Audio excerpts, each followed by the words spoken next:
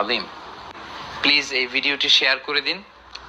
নিচে শেয়ার নামক একটি বাটন দেখতে পাবেন, সেই শেয়ার বাটনটি ক্লিক করুন, ফলে আপনার বন্ধু বান্ধবদের সাথে আজকে লাইভটি শেয়ার হয়ে যাবে এবং সচেতনতামূলক ভিডিওটি দেখে তারাও সচেতন হতে পারবে ইনশাআল্লাহুল আজিজ।